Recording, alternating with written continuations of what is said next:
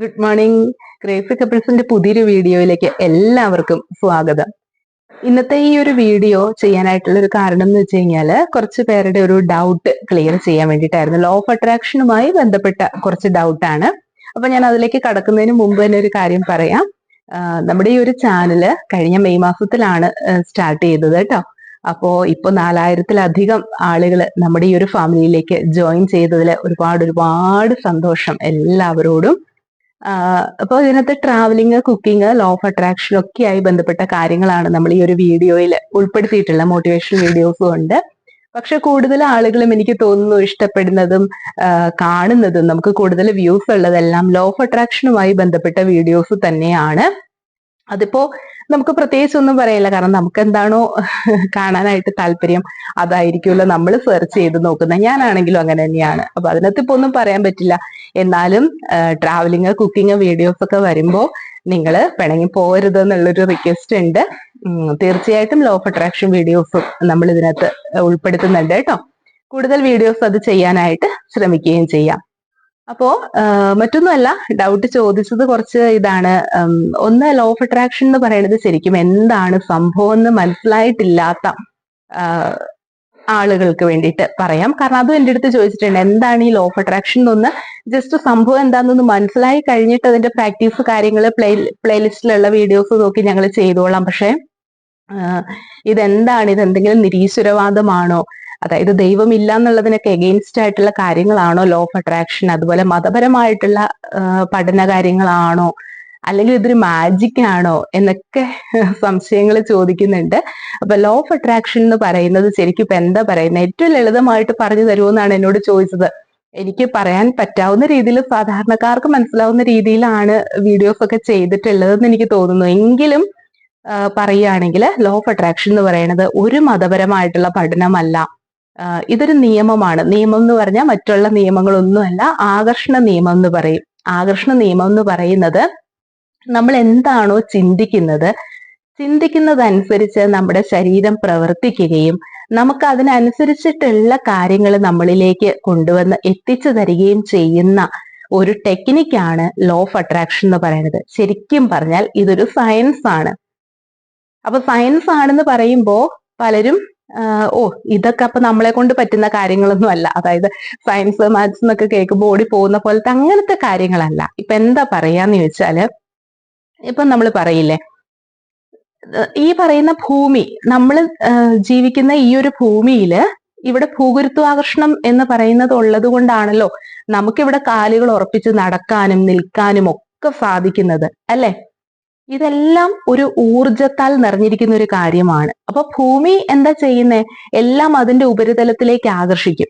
Okay, അപ്പൊ അതുപോലെ തന്നെ സമാനമായ ചിന്താഗതികളെ മനുഷ്യനും അതിലേക്ക് ആകർഷിക്കുന്നുണ്ട് എന്നുള്ളതാണ് ഈ ഒരു സയൻസിൽ പറയുന്ന കാര്യം.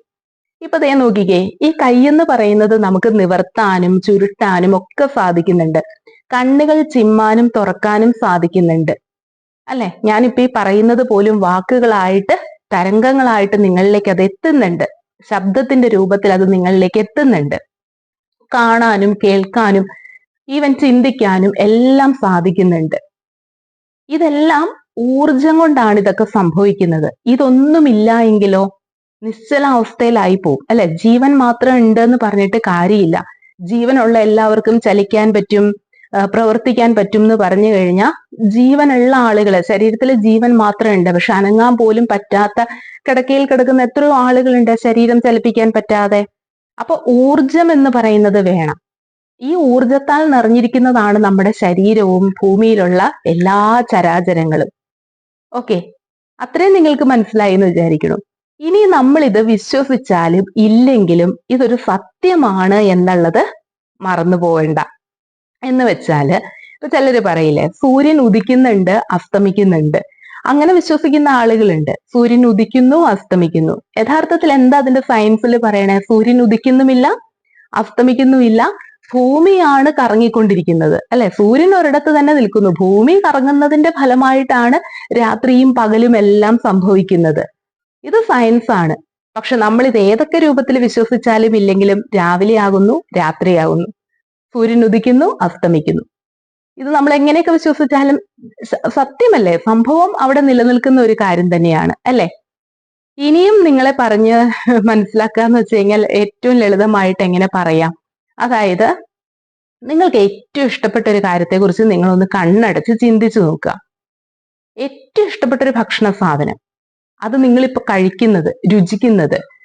ഇനി അതിന് ഏറ്റവും നല്ലൊരിത് പറയുകയാണെങ്കിൽ പുളി, ഇഷ്ടപ്പെട്ടാലും ഇല്ലെങ്കിൽ ഈ പുളി ഇല്ലേ, നല്ല ഉപ്പൊക്കെ പുരട്ടി വെച്ച് ഒരു നനുനനത്ത ഒരു ഇതോട് കൂടിയിട്ട്, ഒരുപാട് ഡ്രൈ അല്ല, ചെറിയൊരു നനുത്തതായിട്ടുള്ള ഒരു പുളി നിങ്ങളുടെ വായിലേക്ക് കൊണ്ടുവരണു. അത് ആ നാവിൻ തുമ്പത്ത് വെച്ചിട്ട് അതിങ്ങനെ ഒന്ന് ജസ്റ്റ് ഒന്ന് അതൊന്ന് അതിന്റെ ടേസ്റ്റ് നോക്കുന്നു. അതിൽ ആ ലാസ്റ്റത്തെ ഒരു കഷ്ണം നിങ്ങളുടെ വായിലേക്ക് എടുക്കുന്നു. അത് അതിന്റെ കുരു നിങ്ങൾ തന്നെ നാവ് കൊണ്ട് നുണഞ്ഞു സെപ്പറേറ്റ് ചെയ്യുന്നു. ഇതിപ്പോ പറയുമ്പോ തന്നെ എന്റെ വായിൽ വെള്ളം വന്നു. എന്റെ കയ്യിൽ പുളിയില്ല അല്ലെ, ഞാൻ ആ പുളി എന്റെ വായിൽ വെച്ചിട്ടില്ല, ടേസ്റ്റ് ചെയ്തിട്ടില്ല. പക്ഷെ ഇപ്പോഴേക്കും നോക്കിക്കേ, ആ ഉമിനീരെന്ന് പറയുന്നത് പ്രൊഡ്യൂസ് ചെയ്തു. അപ്പൊ അതിനെക്കുറിച്ച് ചിന്തിക്കുമ്പോഴത്തേക്കും നമുക്കിതവിടെ ശരീരം അതിനുള്ള കാര്യങ്ങൾ തന്നു. ഇതുപോലെ തന്നെയാണ് ഭയപ്പെടുമ്പോ. ഇപ്പൊ നമ്മൾ പെട്ടെന്ന് അയ്യോ ദേ ഒരു പാമ്പ് എന്ന് പറഞ്ഞു കഴിയുമ്പോഴത്തേക്കും നിന്ന നിപ്പില് പെട്ടെന്നൊരാളല് നമ്മുടെ വയറ്റിൽ നിന്ന് വരികയാണ് അല്ലെ. അവിടെ ശരിക്കും പറഞ്ഞാൽ പാമ്പില്ല, അല്ലെങ്കിൽ പാമ്പിനെ കണ്ടിട്ടില്ല. പക്ഷെ അയ്യോ പാമ്പെന്ന് പറഞ്ഞൊന്ന് ഒരു പെട്ടെന്നൊരു ഇത് വരുമ്പോഴത്തേക്ക് ഒരു ആളില് വരണത് ശരീരം നൽകുന്ന ആ ഒരു സിംറ്റം ആണ് അവിടെ ആ ഭയപ്പാടെന്ന് പറയുന്നത്, അതിന്റെ കാര്യങ്ങളെല്ലാം. ഇത് ശരിക്കും പറഞ്ഞു കഴിഞ്ഞാൽ ഇതാണ് നമ്മുടെ ശരീരത്തിൽ സംഭവിക്കുന്ന കാര്യം. നിങ്ങൾ എന്തിനെ കുറിച്ച് ചിന്തിക്കുന്നുവോ ചിന്തിക്കുന്നതിനനുസരിച്ച് ശരീരം നമ്മളിലേക്ക് പല തരത്തിലുള്ള കെമിക്കൽ റിയാക്ഷൻ നമ്മുടെ ശരീരത്തിൽ ഉണ്ടാക്കി അതിനനുസരിച്ചിട്ടുള്ള ഹോർമോണുകൾ പ്രൊഡ്യൂസ് ചെയ്ത് ശരീരത്തോട് അങ്ങനെ പ്രവർത്തിച്ചോളാനുള്ള നിർദ്ദേശം തലച്ചോറ് കൊടുക്കുകയാണ്. അപ്പൊ ലോ ഓഫ് അട്രാക്ഷൻ എന്താന്ന് ചോദിച്ചു കഴിഞ്ഞാൽ നമ്മുടെ മനസ്സിൽ ചിന്തിക്കുന്നതും നമ്മൾ പ്രവർത്തിക്കുന്നതുമായിട്ടുള്ള കാര്യങ്ങളെ തമ്മിൽ യോജിപ്പിക്കുന്ന ഒരു പ്രോസസ്സാണ് ലോ ഓഫ് അട്രാക്ഷൻ എന്ന് പറയുന്നത്.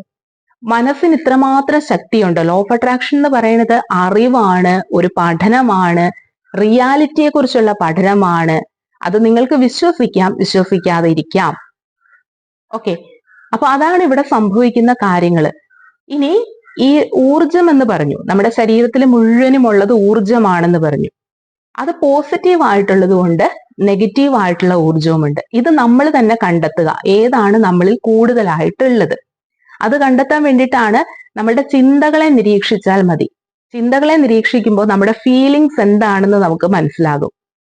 ഇപ്പൊ നമുക്ക് ഏറ്റവും നല്ല, നമ്മളൊരു എക്സാം എഴുതിയിരിക്കുകയാണ്, ആ എക്സാമിന്റെ റിസൾട്ട് വന്നിട്ട് പാസ്സായി എന്ന് ഒരാൾ വെറുതെ വിളിച്ചു പറഞ്ഞാൽ മതി, നീ ആ റിസൾട്ട് നോക്കിയായിരുന്നോ, നീ റാങ്ക് ലിസ്റ്റിൽ ഉണ്ടട്ടോ എന്നൊന്ന് പറഞ്ഞു കഴിയുമ്പോഴത്തേക്കും മനസ്സാ പോകുന്ന തലം അല്ലെ, ആ ഹാപ്പിനെസ് എന്ന് പറയുന്നത് ഫീൽ ചെയ്യാനായിട്ട് സാധിക്കും. പെട്ടെന്ന് അപ്രതീക്ഷിതമായിട്ട് നിങ്ങളിലേക്ക് കുറച്ച് പണം എത്തിച്ചേരുമ്പോ, വെറുതെ ഒരു തമാശയ്ക്ക് ഒരു ലോട്ടറി എടുത്തതാണ്, പക്ഷെ പിറ്റേ ദിവസം ആ നമ്പർ നോക്കിയപ്പോ അടിച്ചു പോനെ എന്ന് പറയണ പോലെ നിങ്ങൾക്ക് കിട്ടി കഴിയുമ്പോഴത്തെ സന്തോഷം ഇതുപോലെ തന്നെ. അപ്പൊ നിങ്ങൾക്ക് ഉണ്ടാകുന്ന ഫീലിങ്സ് എന്താണ്? ഒരു വ്യക്തിയെ കുറിച്ച് ചിന്തിക്കുമ്പോൾ അല്ലെങ്കിൽ ഒരു കാര്യത്തെക്കുറിച്ച് ചിന്തിക്കുമ്പോൾ ദേഷ്യം, വെറുപ്പ്, അസൂയ, സന്തോഷം, സ്നേഹം, ഇതിൽ എന്താണ് നിങ്ങളിൽ കൂടുതൽ നിൽക്കുന്നത്? അതാണ് നമ്മളുടെ ഫീലിങ്സ് എന്ന് പറയുന്നത്.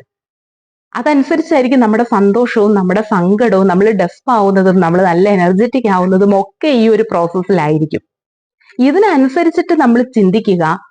അപ്പൊ എന്താ ചെയ്യേണ്ടതെന്ന് വെച്ചാൽ ലോ ഓഫ് അട്രാക്ഷൻ എന്ന് പറയുന്നത് എന്താന്ന് ചോദിച്ചതിന്റെ ഉള്ള ഉത്തരമാണ് ഞാൻ പറയുന്നത്. ഇതൊരു മതപഠന കാര്യങ്ങളല്ല, ഒരു മതത്തെയും സംബന്ധിച്ച് പഠിപ്പിക്കുന്ന കാര്യങ്ങളല്ല. ഇതൊരു മാജിക് ആണോ എന്ന് ചോദിച്ചാൽ മിറാക്കിൾ ആണെന്ന് പറയും, പക്ഷെ ഇതൊരു മാജിക് ഒന്നുമല്ല. ഇതെന്താ സംഭവം എന്ന് ചോദിച്ചാൽ ഇത് പക്ക സയൻസ് ആണ്. അതായത് നിലനിൽക്കുന്ന സത്യമാണ് ലോ ഓഫ് അട്രാക്ഷൻ എന്ന് പറയുന്നത്. നമ്മുടെ ഉപബോധ മനസ്സിന്റെ ശക്തി ഉപയോഗിച്ചുകൊണ്ട് ആഗ്രഹങ്ങൾ നേടിയെടുക്കാൻ പാകത്തിന് ഉള്ള ഒരു സയൻസ് ആണ്, ഒരു പ്രൊസീജിയർ ആണ് ലോ ഓഫ് അട്രാക്ഷൻ. അപ്പൊ ശരിയായ രീതിയിൽ നമുക്ക് നമ്മുടെ ചിന്തകളെ ഉപയോഗപ്പെടുത്താനായിട്ട് സാധിക്കുന്ന ഒരു കലയാണ് ഇതിലെ പല ടെക്നിക്കുകളും പല പ്രാക്ടീസുകളും. ഓക്കെ, ഇനി രണ്ടാമത്തെ ഒരു സംശയം ഇതായിരുന്നു, ചിലർക്ക് അതിന്റെ റിസൾട്ട് കിട്ടുന്നില്ല. ഈ ലോ ഓഫ് അട്രാക്ഷൻ വീഡിയോസിലൊക്കെ കണ്ടിട്ട് ഒരുപാട് പ്രാക്ടീസുകൾ ചെയ്യുന്നുണ്ട്, പക്ഷെ എനിക്ക് അതിന്റെ റിസൾട്ട് കിട്ടുന്നില്ല. അപ്പൊ ഇതൊക്കെ ശരിക്കും പറ്റിക്കലാണോ, പൈസ ഉണ്ടാക്കാൻ വേണ്ടിയിട്ട് യൂട്യൂബേഴ്സ് കാണിക്കുന്നതാണോ എന്നൊക്കെ അത് ഞാൻ ക്ലിയർ ആക്കി തരാം. ഇപ്പോ ലോ ഓഫ് അട്രാക്ഷൻ മാത്രമല്ല, യൂട്യൂബ് വീഡിയോസിലൂടെ ഒരുപാട് ക്ലാസ്സുകൾ വരുന്നുണ്ട്. ഇപ്പൊ സ്കൂളിലൊക്കെ പഠിക്കുന്ന കുട്ടികൾക്ക്, ഇപ്പൊ എന്റെ മോൻ തന്നെ അവന്റെ പല പോർഷൻസും ക്ലിയർ ആവാതെ വരുമ്പോൾ സൈലം യൂട്യൂബിൽ കയറിയിട്ട് അത് നോക്കിയിട്ട് വളരെ സിമ്പിൾ ആയിട്ടാണ് പറഞ്ഞു തരണേ അമ്മ, അത് ഭയങ്കരമായിട്ട് എനിക്ക് മനസ്സിലാവുന്നുണ്ട് എന്നൊക്കെ പറഞ്ഞുകൊണ്ട് സൈലം നോക്കിയിട്ട് ചില ക്ലാസ്സുകളൊക്കെ അവൻ കാണാറുണ്ട്, പെട്ടെന്ന് പഠിച്ചെടുക്കാറുണ്ട്. യൂട്യൂബ് വീഡിയോസിലൂടെ PSC കോച്ചിങ്ങിന് പോയി ജോയിൻ ചെയ്ത് പഠിക്കാനായിട്ട് പൈസ ഇല്ലാത്തവര് യൂട്യൂബില് ഒരുപാട് ക്ലാസ്സുകൾ കാര്യങ്ങൾ കണ്ടിട്ട് അത് നോക്കി എഴുതിയെടുത്തിരുന്ന് പഠിക്കാറുണ്ട്. എന്നിട്ട് പോയി എക്സാം എഴുതാറുണ്ട്. എക്സാം എഴുതുമ്പോൾ കുറെ ആളുകൾക്ക് കിട്ടുകയും കുറെ ആളുകൾക്ക് ചിലപ്പോൾ ചില ക്വസ്റ്റ്യൻ ആൻസർ എഴുതാൻ പറ്റുകയും ചെയ്തില്ലെങ്കിൽ അത് ആ യൂട്യൂബ് പ്രൊവൈഡേഴ്സിന്റെ തെറ്റാണെന്ന് നമുക്ക് പറയാൻ പറ്റില്ല. കാരണം ഏതൊരു വീഡിയോസും അത് ഓൺലൈനായിട്ട്, അതായത് ഫ്രീ ഓഫ് കോസ്റ്റിൽ നമുക്ക് ഫ്രീ ആയിട്ട് അക്സസബിൾ ആകുന്ന രീതിയിൽ കിട്ടുമ്പോൾ ഒരാൾ പറയുന്നത്, ഇപ്പൊ ഇവിടെ നോക്കിക്കേ, ഞാൻ ക്യാമറയെ നോക്കിയാണ് സംസാരിക്കുന്നത്. ഇപ്പൊ നിങ്ങൾക്ക് അവിടെ എന്തെങ്കിലും ഒരു സംശയം ഉണ്ടായിട്ട് നിങ്ങൾ അവിടെ പറഞ്ഞാലോ ചോദിച്ചാലോ എനിക്കിത് ഇവിടെ കേൾക്കാൻ പറ്റില്ല. അപ്പോൾ നിങ്ങൾക്ക് തീർച്ചയായിട്ടും നിങ്ങളുടെ സംശയങ്ങൾ കമന്റ് ബോക്സിൽ നിങ്ങൾക്ക് കൊടുക്കാം. ഈ കമന്റ് ബോക്സിൽ കൊടുക്കുന്നതിന് എല്ലാത്തിനും റിപ്ലൈ കിട്ടണം എന്നില്ല, അല്ലെങ്കിൽ വിളിച്ചാൽ എപ്പോഴും കിട്ടണം എന്നില്ല, അല്ലെ? അപ്പോൾ നമുക്ക് കുറെയൊക്കെ ഡൗട്ട് അവിടെ നിൽക്കുമെന്നർത്ഥം. മുഴുവനായിട്ട് നമ്മളിലേക്ക് അത് ചിലപ്പോൾ കിട്ടണമെന്നില്ല. ചിലപ്പോൾ ഇത് ഉപയോഗിച്ചിട്ട് എന്തെങ്കിലും തെറ്റായ രീതിയിൽ അല്ലെങ്കിൽ മിസ്റ്റേക്കുകൾ അവിടെ വരുത്തിയാൽ ഞാനിത് അറിയുന്നില്ല, അല്ലെങ്കിൽ ഇങ്ങനത്തെ ക്ലാസ്സുകൾ പ്രൊവൈഡ് ചെയ്യുന്നവർ അറിയുന്നില്ല നിങ്ങൾ എന്താ അവിടെ കാണിക്കുന്നേ ചെയ്യുന്നേ എന്നുള്ളതൊന്നും. അപ്പൊ ശരിക്കും പറഞ്ഞു കഴിഞ്ഞാൽ നമ്മള് ഫീസ് മുടക്കി ഇനി ഒരു ക്ലാസ്സിൽ ജോയിൻ ചെയ്യുകയാണെങ്കിലോ, ഇപ്പൊ ഫീസ് മുടക്കി ജോയിൻ ചെയ്ത് കഴിഞ്ഞാൽ അതിന്റെ മുഴുവൻ ഉത്തരവാദിത്വവും ആ ഫീസ് വാങ്ങിച്ചെടുക്കുന്ന ആൾക്കുണ്ട്. അപ്പൊ റിസൾട്ട് ഓറിയന്റഡ് ആയി മാറും ആ ക്ലാസ്. ഇപ്പൊ ഞാൻ ഒരാളുടെ കയ്യിൽ നിന്ന് പൈസ വാങ്ങിച്ചിട്ട് ലോ ഓഫ് അട്രാക്ഷന്റെ ഒരു ക്ലാസ് നടത്തിയാൽ അതിന്റെ 100% റെസ്പോൺസിബിലിറ്റി ഞാൻ ഏറ്റെടുക്കേണ്ടതായിട്ട് വരും. പിന്നെ റിസൾട്ട് ഓറിയന്റഡിൽ പോണം. പിന്നെ എന്റെ ലക്ഷ്യം എന്ന് പറയുന്നത്, ഞാൻ ആരുടെ കയ്യിൽ നിന്ന് പൈസ വാങ്ങിച്ച് ക്ലാസ് കൊടുക്കുന്നോ എന്റെ മുമ്പിലിരിക്കുന്ന സ്റ്റുഡൻസിന് റിസൾട്ട് കിട്ടണം എന്നുള്ളതാണ് എന്റെ ലക്ഷ്യം. അപ്പൊ അവരെ ഏതൊക്കെ രീതിയിൽ അവരെ കൊണ്ട് പ്രാക്ടീസുകൾ ചെയ്യിക്കുന്നു, നമ്മൾ ട്രെയിനിങ് പോലെയാണ്, അവരെ കൊണ്ട് നമ്മൾ ചെയ്യിക്കുകയാണ് പ്രാക്ടീസ്. അങ്ങനെ ചെയ്യിച്ച് അതില് റിസൾട്ട് കിട്ടുന്നു അവർക്ക്. ചിലർക്ക് ഫാസ്റ്റ് ആയിട്ട് കിട്ടുന്നു, ഇനി ചിലർക്ക് എന്തെങ്കിലും കാരണവശാൽ സ്ലോ ആകുന്നുണ്ടെങ്കിൽ അതിന്റെ കാരണം എന്താണെന്ന് നമ്മൾ ഐഡന്റിഫൈ ചെയ്ത് അത് കുറച്ചുകൂടി അത് മനസ്സിലാക്കി അവർക്ക് വീണ്ടും നമ്മൾ ടെസ്റ്റുകൾ നടത്തി എന്ത് ചെയ്യുന്നു, അവരെ പാസ്സാക്കുന്നു. ഇതാണ് ശരിക്കും പറഞ്ഞു കഴിഞ്ഞാൽ ക്ലാസ്സിൽ നമ്മൾ ജോയിൻ ചെയ്യുന്നതും നമ്മൾ ഫ്രീ ആയിട്ട് തികച്ചും ഒരു യൂട്യൂബ് വീഡിയോയിലൂടെ കേൾക്കുന്നതും തമ്മിലുള്ള വ്യത്യാസം. അപ്പൊ എന്റെ അടുത്ത് കുറെ പേര് ചോദിച്ചിട്ടുണ്ട്, മാം ക്ലാസ് എടുക്കുന്നുണ്ടോ എന്ന്. ഞാൻ ക്ലാസ്സുകൾ എടുക്കുന്നില്ല. എടുക്കാത്തതിന്റെ കാരണം ഇത് തന്നെയാണ്. ഒന്ന്, ഞാൻ പറഞ്ഞിരുന്നു കഴിഞ്ഞൊരു വീഡിയോയിൽ പറഞ്ഞില്ലേ, ടൈം മാനേജ്മെന്റ്. 24 മണിക്കൂറിൽ ആകെ എല്ലാം കഴിഞ്ഞിട്ട് 1-1.5 മണിക്കൂർ 2 മണിക്കൂർ താഴേക്കാണ് മൊബൈൽ ഫോൺ കയ്യിലെടുത്ത് നമുക്ക് ഓരോ കാര്യങ്ങൾ ചെയ്യാനായിട്ടുള്ളൂ. അതില് നമുക്ക് വീഡിയോ എടുക്കുന്നതുകൊണ്ട് തന്നെ ഇപ്പൊ ഏത് വീഡിയോ എടുത്താലും അതിനകത്തൊരു പ്രിപ്പറേഷൻ തീർച്ചയായിട്ടും ഉണ്ട് കേട്ടോ. ഇപ്പൊ നിങ്ങൾ വിചാരിക്കും വെറുതെ ഒരു വീഡിയോ അല്ലെങ്കിൽ ക്യാമറ കൊണ്ടുവന്ന് വെച്ചിട്ട് വെറുതെ ക്യാമറ നോക്കി സംസാരിക്കുകയാണോ എന്ന്. ഇതിന്റെ ബാക്കിയുള്ള കാര്യങ്ങളൊക്കെ എഡിറ്റിങ്ങും അപ്ലോഡ് ചെയ്യുന്നതും എല്ലാം അതെല്ലാം ഹസ്ബൻഡ് ചെയ്തു തരും. ആള് നല്ല സപ്പോർട്ടീവ് ആണ്. അങ്ങനത്തെ കാര്യങ്ങളെല്ലാം ആളുടെ സെക്ഷനാണ്. പക്ഷെ വീഡിയോ എടുക്കുക എന്ന് പറഞ്ഞിട്ട് ഞാൻ വെറുതെ വന്നിരുന്നിട്ട് എന്റെ വായിൽ തോന്നുന്ന കാര്യങ്ങൾ വിളിച്ചു പറയുന്നതല്ല. ഇന്ന് വരെ ചെയ്യുന്ന എല്ലാ വീഡിയോയ്ക്കും ഞാൻ എങ്ങനെയാണോ ഒരു ക്ലാസ്സിൽ പോയി ക്ലാസ് എടുക്കുമ്പോൾ ഒരു പ്രിപ്പറേഷൻ നടത്തുക, അതേപോലെയെങ്കിലും പ്രിപ്പയർ ചെയ്തിട്ടാണ് വന്നിട്ട് പറയുന്നത്. പിന്നെ ഇങ്ങനെ കേൾക്കുന്ന ക്ലാസ്സുകൾ എന്ന് പറയുന്നത് നിങ്ങൾക്ക് റിസൾട്ട് കിട്ടുന്നുണ്ടോ ഇല്ലയോ എന്നുള്ളതിനേക്കാൾ നിങ്ങൾ ചിന്തിക്കേണ്ട ഒരു കാര്യം, ഒരു അറിവ് നമുക്ക് ലഭിക്കുമ്പോൾ ഒരറിവും ചെറുതല്ല എന്ന് വിശ്വസിക്കുന്ന ഒരാളാണ് ഞാൻ. അപ്പൊ അതുകൊണ്ട് തന്നെ തീർച്ചയായിട്ടും നമുക്ക് എവിടെ നിന്നെല്ലാം ഒരു കാര്യത്തെക്കുറിച്ചുള്ള അറിവുകൾ കിട്ടുന്നുവോ ആ കിട്ടുന്നതിനൊരു സോഴ്സ് ആയിട്ട് മാത്രം നിങ്ങൾ അത് കാണുക. പിന്നെ നമുക്ക് അതിനെക്കുറിച്ച് ഡീറ്റെയിൽഡ് ആയിട്ട് അറിയുക, പഠിക്കുക, പ്രാക്ടീസ് ചെയ്യുക. പ്രാക്ടീസിലൂടെ തന്നെ എല്ലാ ആഗ്രഹങ്ങളും നിങ്ങൾക്ക് നേടിയെടുക്കാനായിട്ട് സാധിക്കും. അതിനകത്ത് ചെറുത് വലുതെന്നൊന്നും ഇല്ല. ഇനി ആഗ്രഹം നേടിയെടുക്കാനായിട്ട് സാധിക്കുന്ന ഒരു ടെക്നിക്കിനെ കുറിച്ച് ഞാൻ പറഞ്ഞു തരാം. ഉടനെ തന്നെ ഒരു വീഡിയോ ചെയ്യാം. എന്നിരുന്നാലും ഞാൻ പറയുകയാണ്, നിങ്ങളൊരു ബുക്കും പേനയും എടുക്കുക. ഒരു സൈഡില് നിങ്ങൾക്ക് എന്തൊക്കെ കാര്യങ്ങളാണ് വേണ്ടത്, നിങ്ങളുടെ ആഗ്രഹങ്ങളെല്ലാം എഴുതി വെക്കുക. എഴുതി വെക്കാന്ന് വെച്ചാൽ ഇപ്പൊ എനിക്കൊരു വീട് വേണം എന്നുള്ളതാണെങ്കിൽ അത്രയൊന്നും എഴുതി വെക്കണ്ട. ജസ്റ്റ് വീട്, സ്വന്തമായിട്ടൊരു വീട്. അപ്പൊ വീടെന്ന് മാത്രം എഴുതുക. വാഹനമാണെങ്കിൽ വാഹനം, കാറാണെങ്കിൽ അതെന്ത് കാറ്, ഓക്കെ, അല്ലെങ്കിൽ 2 വീലർ ആണെങ്കിൽ അതെന്ത്, സ്കൂട്ടർ, ബൈക്ക്, എന്താണെന്ന് വെച്ചാൽ അത്, മൊബൈൽ ഫോൺ ആണെങ്കിൽ അത്, അതിൽ തന്നെ ഏത്, ഐഫോൺ ആണെങ്കിൽ അങ്ങനെയുള്ള എന്താണോ നിങ്ങളുടെ ആഗ്രഹം അതൊക്കെ എഴുതി വെക്കുക. അല്ലെങ്കിൽ ഒരു ഗവൺമെന്റ് ജോലിയാണെങ്കിൽ ഗവൺമെന്റ് ജോലി, വിവാഹമാണെങ്കിൽ വിവാഹം, അങ്ങനെ എഴുതി വെക്കുക. ഇതിന് നിങ്ങൾ തൊട്ടടുത്തൊരു കോളം വരച്ചിട്ട് 10 നിങ്ങൾ അതിന് എത്ര മാർക്ക് കൊടുക്കുന്നു എന്ന് എഴുതി വെക്കുക. നിങ്ങൾ മാർക്ക് കൊടുക്കുന്നു എന്ന് വെച്ചാൽ അതിനെല്ലാത്തിനും ഒരു ഹൈ ഫ്രീക്വൻസി ഉള്ളതാണ്. അപ്പൊ അതിനനുസരിച്ച് നമുക്ക് മാർക്ക് കൊടുക്കണം. ഇപ്പൊ വീട് എന്ന് പറയുന്നതിൽ 10 1 മാർക്ക് എന്ന് കൊടുക്കാൻ നമുക്ക് പറ്റില്ല, 10 10. ഓക്കെ, വാഹനം എന്ന് പറഞ്ഞാലും അതുപോലെ തന്നെ ഒരു 9.5 9:45 നമുക്ക് അതിനും കൊടുക്കാം. പണം എന്ന് പറയുന്നത് ഏറ്റവും വൈബ്രേഷൻ ഫ്രീക്വൻസി ഉള്ളതാണ്, 10 10 തന്നെ കൊടുക്കാം. അതേസമയം ഈ വീട് വാഹനം എന്നൊക്കെ എഴുതിയതിന്റെ തൊട്ട് താഴെ നിങ്ങൾ ഒരു ചുരിദാർ ഒരു ടോപ്പ് എന്നൊക്കെ എഴുതി കഴിഞ്ഞാൽ അതിന് നിങ്ങളൊരു 10 4 5 കൊടുത്താൽ മതി. അതിന് വൈബ്രേഷൻ ഫ്രീക്വൻസി കുറവാണ്. അല്ലെങ്കിൽ ഒരു ചെരുപ്പ്, ബാഗ്, ഇനി അതും പോട്ടെ ഒരു ഐസ്ക്രീം, അതിനൊക്കെ നമുക്ക് 10 1 എന്ന് മാർക്ക് കൊടുക്കുക. അപ്പൊ അങ്ങനെ നിങ്ങളുടെ ആഗ്രഹങ്ങൾ എന്തൊക്കെയാണോ അത് എഴുതി വെച്ചിട്ട് അതിന് നിങ്ങൾ ഒരു റാങ്ക് കൊടുക്കുന്നു. ഇനി തൊട്ടിപ്പുറേ ലെഫ്റ്റ് സൈഡിലായിട്ട്, ഇത് റൈറ്റ് സൈഡിലായിട്ട് നിങ്ങൾ എഴുതുക, ലെഫ്റ്റ് സൈഡിലായിട്ട് നിങ്ങളുടെ മാർക്ക് നിങ്ങൾ കൊടുക്കുക. നിങ്ങളുടെ മാർക്ക് എന്ന് പറഞ്ഞാൽ അറ്റ് പ്രസന്റ് നിങ്ങൾക്ക് 10 എത്ര മാർക്ക് ഉണ്ട് ഇത് അച്ചീവ് ചെയ്യണമെങ്കിൽ. വീടിന് 10 10 ആണെങ്കിൽ ഇപ്പൊ നിങ്ങൾക്ക് 10 എത്ര മാർക്ക് ഉണ്ട് എന്ന് വെച്ചാൽ ഇപ്പോഴത്തെ നിങ്ങളുടെ ലെവൽ വെച്ചിട്ട്, നിങ്ങളുടെ വൈബ്രേഷൻ ഫ്രീക്വൻസി വെച്ചിട്ട് നിങ്ങളൊന്ന് മെഡിറ്റേറ്റ് ചെയ്യണ പോലെ കണ്ണടച്ച് ഒന്ന് വിഷ്വലൈസ് ചെയ്യുക. നിങ്ങളുടെ ഫീലിങ്സ് എന്താണ്? കൂടുതലും നിങ്ങൾക്ക് സന്തോഷം, ഹാപ്പിനെസ് ആയിട്ടുള്ള ഒരു കാര്യങ്ങളാണോ നിങ്ങളിലുള്ളത്, അതോ ഒരു നിരാശ അല്ലെങ്കിൽ ഒരു നെഗറ്റീവ് ആയിട്ടുള്ള ചിന്തകളാണോ നിങ്ങളിൽ കൂടുതൽ വരുന്നത് എന്ന് നിങ്ങൾ ജസ്റ്റ് ഒന്ന് ഒബ്സർവ് ചെയ്യുക. മനസ്സിനെ വെറുതെ വിടുക, വെറുതെ ചിന്തിക്കാനായിട്ട് ആ ചിന്തകളെ നിങ്ങളൊന്ന് ഒബ്സർവ് ചെയ്യുക. അതിൽ പോസിറ്റീവ് ആയിട്ടുള്ളതാണ് കൂടുതൽ എങ്കിൽ നിങ്ങൾക്ക് 10 ഒരു 8 9 എന്നുള്ള രീതിയിൽ കൊടുക്കാം. നെഗറ്റീവ് ആയിട്ടുള്ള ഫീലിങ്സ് ആണ് നിങ്ങൾക്ക് കൂടുതൽ വരണമെങ്കിൽ ഒരു 10 2 മാർക്കൊക്കെ കൊടുത്താൽ മതി. അപ്പൊ 10 2 ആണ് നിങ്ങൾക്ക് എങ്കിൽ 10 10 ഉള്ളൊരു കാര്യത്തിനെ നിങ്ങൾക്ക് എങ്ങനെയാണ് നിങ്ങളിലേക്ക് അച്ചീവ് ചെയ്യാൻ പറ്റുക? മനസ്സിലായോ ഞാൻ പറഞ്ഞത്? 8 മാർക്കും കൂടെ നിങ്ങൾക്ക് കിട്ടിയാലല്ലേ 10 10ലേക്ക് ആ ഹൈ ലെവലിലേക്ക് എത്തുള്ളൂ. അപ്പൊ എന്ത് ചെയ്യണം? നിങ്ങൾ കൂടുതൽ പ്രവർത്തിക്കേണ്ടിയിരിക്കുന്നു. നിങ്ങളുടെ പ്രവർത്തനങ്ങള് നിങ്ങളുടെ ടെക്നിക്കുകളായിട്ട്, പ്രാക്ടീസുകളായിട്ട് മാറ്റി നിങ്ങൾ അതിനു വേണ്ടിയിട്ട് പ്രവർത്തിച്ചാൽ മാത്രമാണ് ആ 10 10 എന്ന സ്വപ്നം നിങ്ങൾക്ക് യാഥാർത്ഥ്യമാക്കാനായിട്ട് സാധിക്കുകയുള്ളൂ. ഇതുകൊണ്ടാണ് ലോ ഓഫ് അട്രാക്ഷനില് അതിലേക്ക് എത്തിക്കുന്ന മാർഗങ്ങളെയാണ് നമ്മൾ പല പ്രാക്ടീസുകള്, പല ടെക്നിക്കുകൾ എന്നൊക്കെ പറയണത്. ഓക്കെ, അപ്പൊ ഇതിലെല്ലാത്തിലും വേണ്ട ഒരു കാര്യം, ബേസ് ആയിട്ട് നമുക്ക് വേണ്ട ഒരു കാര്യം എന്ന് പറയുന്നതാണ് ഗ്രാറ്റിറ്റ്യൂഡ് എന്ന് പറയുന്നത്. നന്ദി എന്ന മനോഭാവം എപ്പോഴും നമ്മുടെ മനസ്സിലുണ്ട് എങ്കിൽ ഓൾമോസ്റ്റ് നമ്മളെ പോസിറ്റീവാക്കി വെക്കും. അതുകൊണ്ടാണ് എപ്പോഴും ഹാപ്പി ആയിരിക്കും, പോസിറ്റീവ് ആയിരിക്കും, അതിന്റെ വീഡിയോസ് പോസിറ്റീവ് ആയിരിക്കാം, നമുക്കൊരു ദിവസം എന്തൊക്കെ കാര്യങ്ങൾ ചെയ്യാം, ഇങ്ങനെയുള്ളതൊക്കെ ചെയ്തു വരുമ്പോൾ നമ്മുടെ വൈബ്രേഷണൽ തലം ഉണ്ടല്ലോ കൂടിക്കൂടി വരും. നമ്മുടെ മാർക്ക് നമുക്ക് കൂടുതൽ കൂടുതൽ കിട്ടിക്കൊണ്ട് വരും.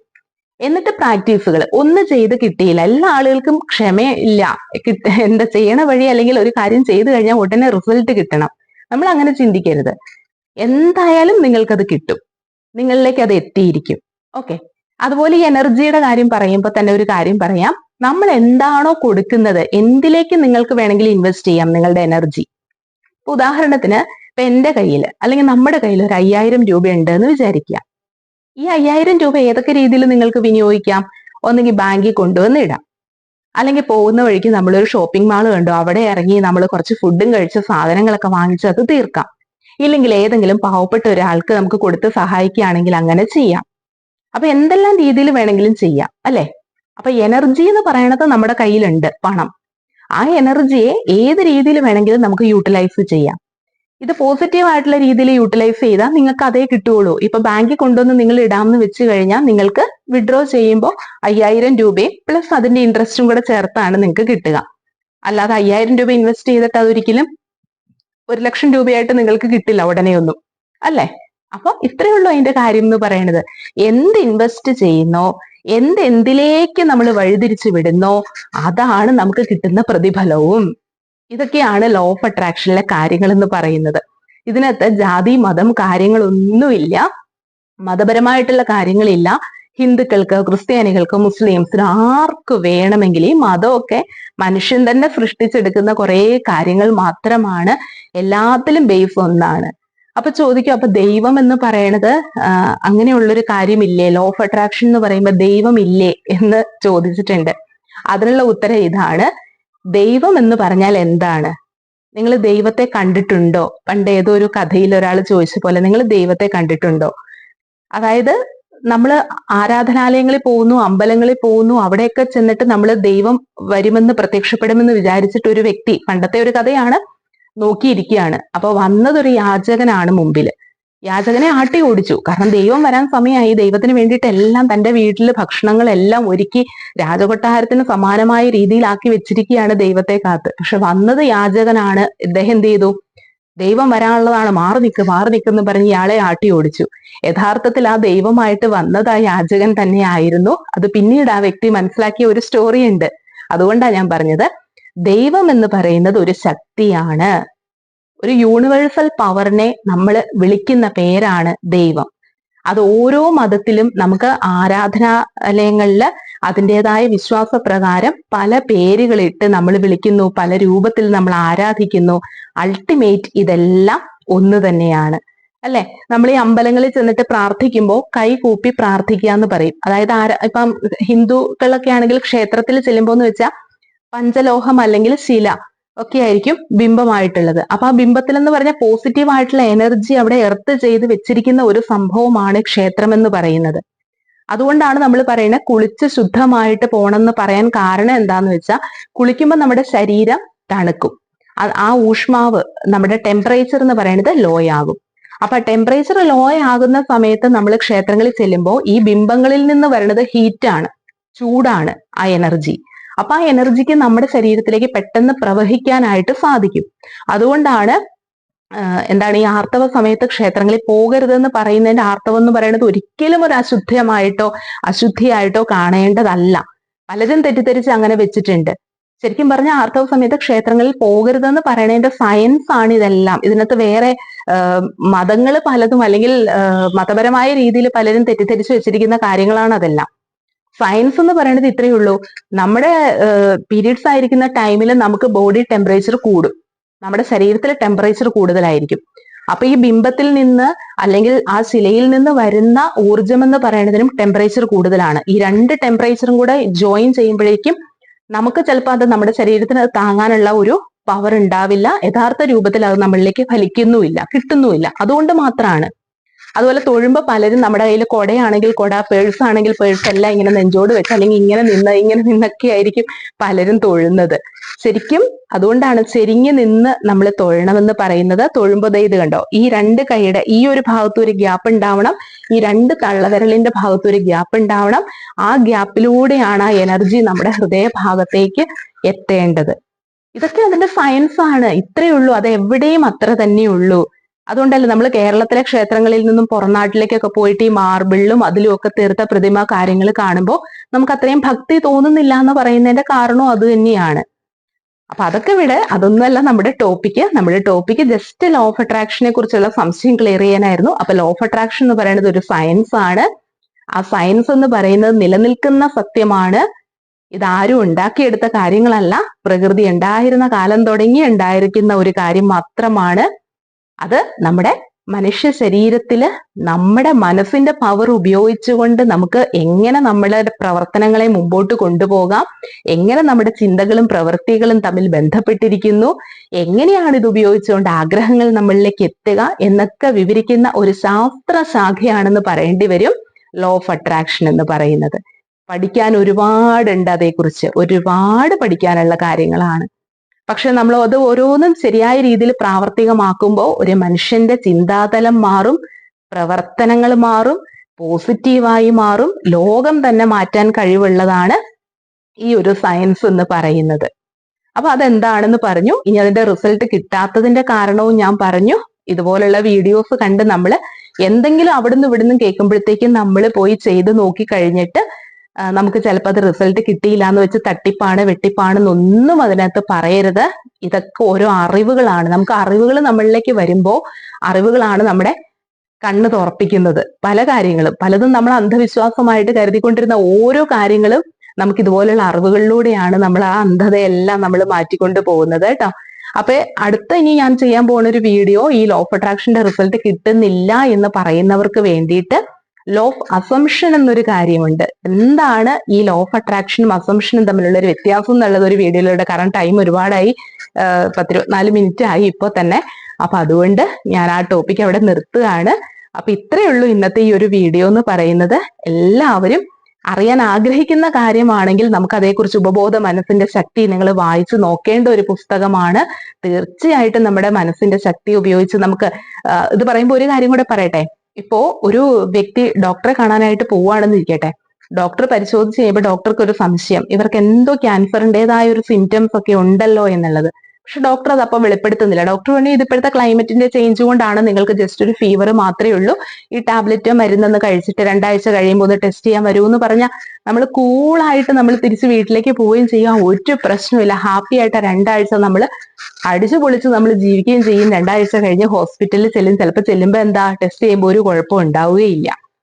അതേസമയം ആ ഡോക്ടർ പറയാന്നിരിക്കട്ടെ, നിങ്ങൾക്ക് ഇങ്ങനെ ഈ ഒരു അസുഖത്തിന്റെ ചില ലക്ഷണങ്ങൾ കാണുന്നുണ്ടെന്ന് പറഞ്ഞാൽ അവിടെ തീർന്നു നമ്മള്. ശരിയാണോ? പിന്നെ നമ്മൾ ആ വീട്ടിലേക്ക് എങ്ങനെ എത്തുന്നു എന്ന് പോലും പറയാൻ പറ്റില്ല. ജീവച്ഛവമായിട്ട് പിറ്റേ ദിവസം തുടങ്ങി കിടപ്പായിരിക്കും ആ വ്യക്തി, അല്ലെ? പിന്നെ ചിന്തിച്ച് എനിക്ക് അസുഖമാണെന്ന് ചിന്തിച്ച് ചിലപ്പോൾ ചെല്ലുമ്പോൾ ടെസ്റ്റ് ചെയ്യുമ്പോൾ അത് അങ്ങനെയും വരും. ഇതൊക്കെ മനസ്സിന്റെ ശക്തികളാണ്. അപ്പൊ അത് നമ്മൾ ശരിക്കും മനസ്സിലാക്കിക്കൊണ്ട് പ്രവർത്തിച്ച് മുന്നോട്ട് പോകുന്ന ഒരു കാര്യം തന്നെയാണ്. അപ്പോൾ എല്ലാവരും നമ്മുടെ ഫാമിലിയിലേക്ക് പുതുതായിട്ട് ജോയിൻ ചെയ്ത എല്ലാവരോടും ഒരുപാട് നന്ദിയുണ്ട്. എല്ലാ വീഡിയോസും നിങ്ങൾ പറ്റുവാണെങ്കിൽ ഒന്ന് കണ്ടു നോക്കൂട്ടോ. നിങ്ങൾക്ക് ഇഷ്ടമുള്ളത് തന്നെ കണ്ട് സപ്പോർട്ട് ചെയ്യുക എന്നാലും പറയുകയാണ്. അപ്പോൾ ഇത്രയേ ഉള്ളൂ. അടുത്തൊരു വീഡിയോയുമായിട്ട് നമുക്ക് ഉടനെ തന്നെ കാണാം. താങ്ക്